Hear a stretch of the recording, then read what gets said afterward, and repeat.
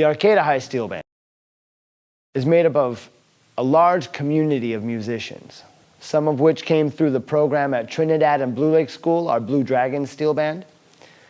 But we've also got students that come from Freshwater School, where they have an excellent steel pan program. And other students that have never really tried a percussion instrument, but have always been interested in this group, team kind of music.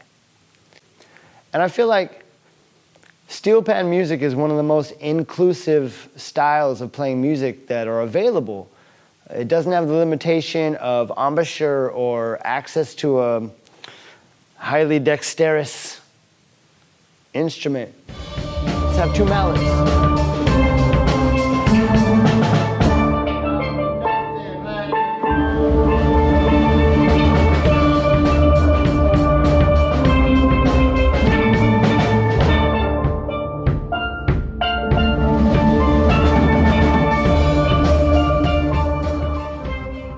Well, I guess it all started with Trinidad School purchasing their own set of steel pans, and then they looked for somebody that could teach it.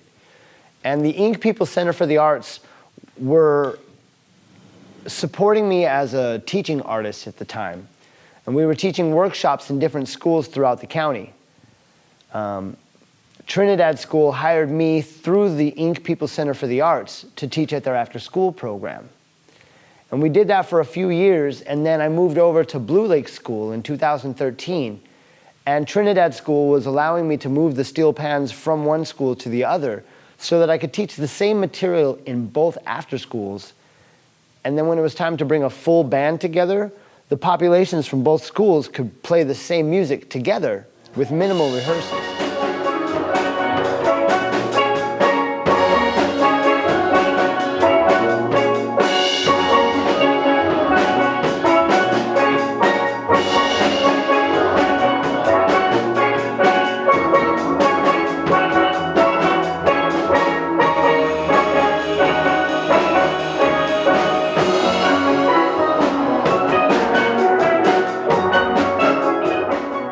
There was a point in our growth that all of the steel pans that the high school had through the Arcata Arts Institute, they had their own full set of instruments, but they weren't being played. They didn't have anybody to teach the steel pan program.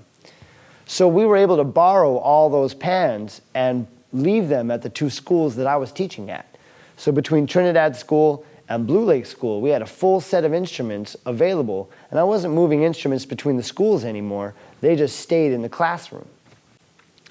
Once we graduated our first round of students that had gone through the program for over 3 or 4 years, once they hit the high school scene, they wanted their pans back.